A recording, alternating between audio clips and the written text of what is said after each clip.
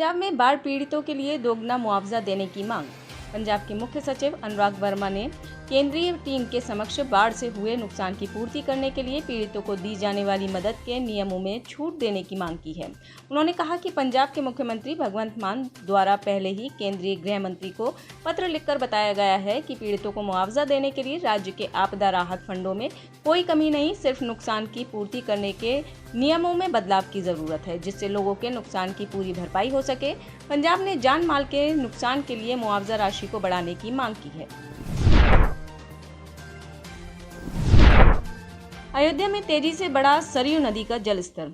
अयोध्या में सरयू का जलस्तर तेजी से बढ़ता जा रहा है। मौजूदा समय में सरयू नदी खतरे के निशान से 20 सेंटीमीटर ऊपर बह रही है। केंद्रीय जल आयोग के अनुसार बाराबंकी जिले में बने एल्गिन ब्रिज पर नदी खतरे के निशान से पहले ही ऊपर बह रही है। इसको लेकर अयोध्या जिला प्रशासन अलर्ट हो गया है।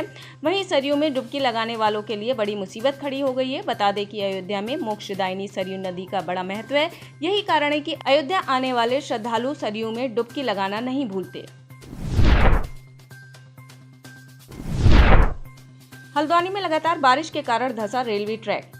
उत्तराखंड में लगातार बारिश और भूस्खलन के कारण जनजीवन अस्त व्यस्त है। राज्य के कई जिलों में भारी बारिश की आशंका को देखते हुए मौसम विभाग ने रेड, ऑरेंज और येलो अलर्ट जारी किया है। साथ ही नदियों और बरसाती नालों के किनारे रहने वाले लोगों को अगले 24 घंटे के दौरान सावधान रहने के निर्देश दिए गए हैं। इस बीच उत्तराखंड के हल्द्वानी में रेलवे ट्रैक के धंसने का मामला सामने आया है। घटना की सूचना पाकर कुमाऊं कमिश्नर दीपक रावत खुद रेलवे ट्रैक का जायजा लेने पहुंचे और अधिकारियों को आवश्यक दिशा निर्देश दिए।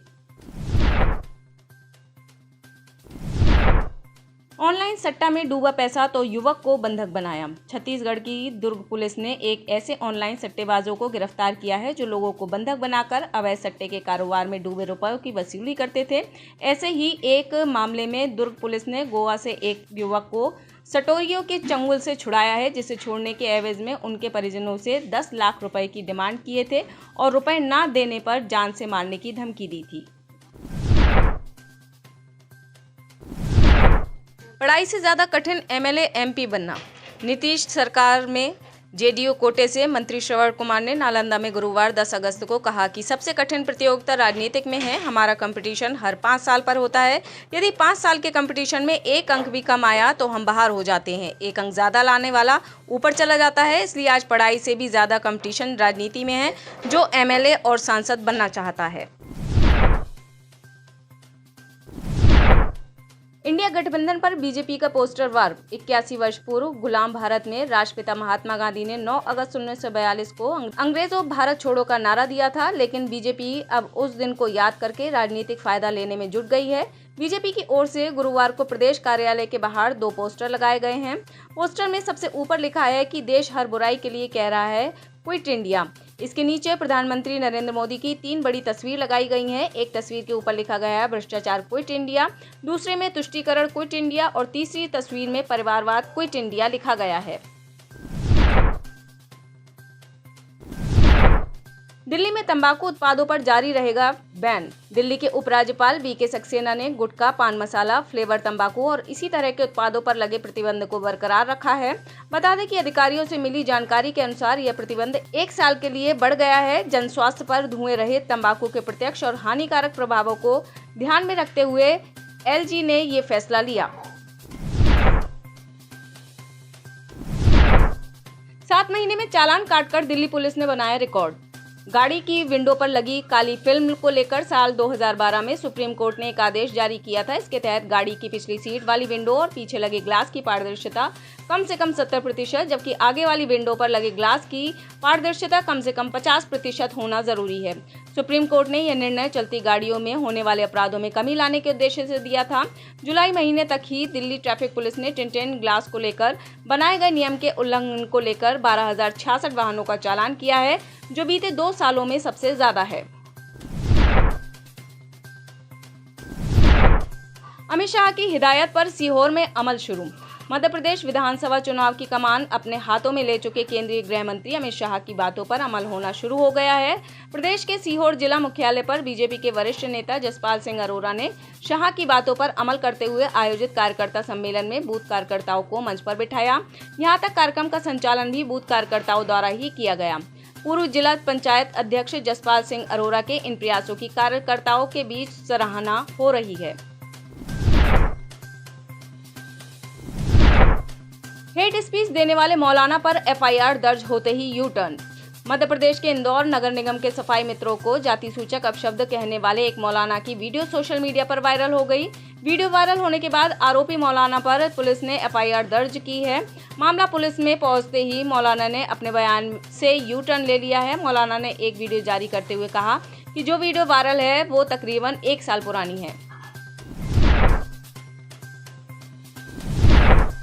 लोकसभा में हनुमान बेनीवाल ने सरकार को घेरा। आरएलपी सुप्रीमो और नागौर सांसद हनुमान बेनीवाल ने आज लोकसभा में अविश्वास प्रस्ताव पर चर्चा के दौरान देश व प्रदेश के मुद्दों को लोकसभा पटल पर रखा। उन्होंने मणिपुर हिंसा को लेकर भी बयान दिए। साथ ही उन्होंने राजस्थान के भीलवाड़ा और जवाहरलाल नेहरू यूनिवर्सिटी कैंपस में रेप की घटना का जिक्र किया। मुस्लिम का बहिष्कार वाली पंचायतों पर एक्शन की तैयारी। नूह हिंसा के बाद हरियाणा के कई जिलों से मुस्लिमों का बहिष्कार करने का फरमान जारी किया गया था, जिसको लेकर अपने सरकार सख्त नजर आ रही है। मंत्री देवेंद्र सिंह बबली ने कहा कि उनको इस मामले की जानकारी मिल चुकी है, जिसको लेकर उन्होंने जिला प्रशासनों को सख्त निर्देश दिए हैं कि ऐसा कृत्य कानून के तहत स्वीकार्य नहीं है। जिन लोगों की तरफ से ऐसे फरमान जारी किए गए हैं उन पर कार्रवाई की जानी चाहिए। राघव चड्ढा पर रामदास अठावले का बड़ा बयान। 4 सांसदों ने राघव चड्ढा पर नियमों का उल्लंघन कर उनकी सहमति के बिना चयन समिति के गठन के लिए उनका नाम प्रस्तावित करने का आरोप लगाया है। इस पर 8 सांसद ने कहा कि बीजेपी उनकी आवाज को दबाने की कोशिश कर रही है। राघव चड्ढा के बयान पर अब केंद्रीय मंत्री रामदास अठावले का बयान सामने आया है। उन्होंने कहा कि किसी की सदस्यता खत्म करने का अधिकार सरकार को बिल्कुल नहीं है। ये अधिकार संसद के सचिव का होता है। नियम के जो लोग गलत काम करते हैं ऐसे लोगों को सजा देने या सदस्यता रद्द करने का अधिकार पार्लियामेंट के सेक्रेटरी के पास होता है।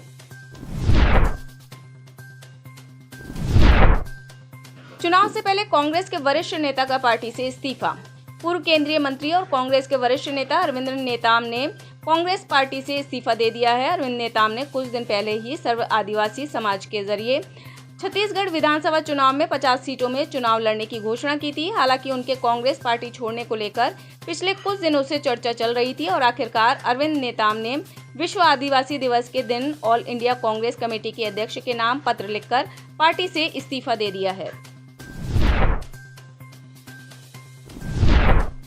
पीएमजे में फर्जीवाड़ा के खुलासे पर जेडीयू ने ली चुटकी। आयुष्मान भारत योजना को लेकर सीएजी के ऑडिट रिपोर्ट पर जेडीयू ने बीजेपी पर हमला बोला है। जेडीयू ने ट्वीट कर कार्टून के माध्यम से मोदी सरकार पर निशाना साधा है। जेडीयू ने ट्वीट में लिखा है कि थाली बजवाकर कोरोना भगाने का आविष्कार करने वाली मोदी सरकार का नया घोटाला। सीएजी ने आयुष्मान भारत स्कीम की पोल खोल दी है। बस कुछ दिन की बात है, विदाई होने वाली है फर्जीवाड़े की सरकार। वहीं इस कार्टून के पोस्टर में लिखा है कि तुम थाली बजाओ। ब्रिटेन में समुद्र में बह गई लड़की। यूनाइटेड किंगडम के डेवोन में तट के पास एक लड़की दोस्तों के साथ खेलते समय समुद्र में बह गई। वहां पर मौजूद एक व्यक्ति ने बड़ी ही बहादुरी के साथ लड़की को बचा लिया। इस घटना का वीडियो अब सोशल मीडिया पर तेजी से वायरल हो रहा है। वीडियो की शुरुआत में 4 बच्चों का एक ग्रुप तट के स्लिपवे पर खेलता हुआ दिखाई दे रहा है। तभी अचानक एक जोरदार लहर लड़की से टकराई, जिससे लड़की अपना संतुलन खो बैठी और रेलिंग के बीच फंस गई और समुद्र में बहकर चली गई। मेयर को मिली $1.1 मिलियन की कोकीन। अपने परिवार के साथ मछली पकड़ने गई फ्लोरिडा के टाम्पा शहर की मेयर जेन कैस्टर को पानी में लगभग 70 पाउंड 31.7 किलोग्राम कोकीन मिली, जिसकी कीमत लगभग $1.1 मिलियन बताई जा रही है। इस बात की जानकारी अमेरिकी मीडिया ने दी। जो बाइडेन को धमकी देने वाला डोनाल्ड ट्रंप का समर्थक ढेर। अमेरिका के कानून प्रवर्तन अधिकारियों ने यूटा के एक व्यक्ति को गोली मारकर ढेर कर दिया। क्रेग रॉबर्टसन नाम के इस शख्स पर यूटा राज्य में राष्ट्रपति बाइडेन की निर्धारित यात्रा से पहले उन्हें उपराष्ट्रपति कमला हैरिस और मैनहट्टन जिला अटॉर्नी एल्विन ब्रैग को जान से मारने की धमकी देने का आरोप था। रूस में मौत के घाट उतारे जा रहे वैगनर लड़ाके। प्राइवेट मिलिट्री के रूप में पहचाने जाने वाले वैगनर ग्रुप को इन दिनों मुसीबतों का सामना करना पड़ रहा है। रूस में बगावत के बाद से ही वैगनर ग्रुप को लेकर रूसी जनता भड़की हुई है। यही वजह है कि इन दिनों कोई वैगनर लड़ाका रूस पहुंच रहा है तो उसे लोग धमका रहे हैं। कुछ मामलों में उन्हें पीटा जा रहा है, जबकि कुछ लड़ाकों को तो पत्थरों से मारकर मौत के घाट उतारा गया है। पीएम मोदी को लेकर पाक विदेश मंत्री का जहरीला बयान। पाकिस्तान के विदेश मंत्री अक्सर अपने विवादित बयानों की वजह से सुर्खियों में रहते हैं। द एक्सप्रेस ट्रिब्यून की रिपोर्ट के मुताबिक बिलावल भुट्टो जरदारी ने बुधवार 9 अगस्त को भारतीय प्रधानमंत्री नरेंद्र मोदी के खिलाफ जहरीला बयान दिया। उन्होंने कहा कि पीएम मोदी पहले गुजरात के कसाई थे और अब कश्मीर के कसाई बन जाएंगे। आप इस खबर के बारे में क्या सोचते हैं, हमें कमेंट सेक्शन में बताएं। साथ ही ब्रह्मास्त्र न्यूज को सब्सक्राइब और शेयर भी जरूर करें।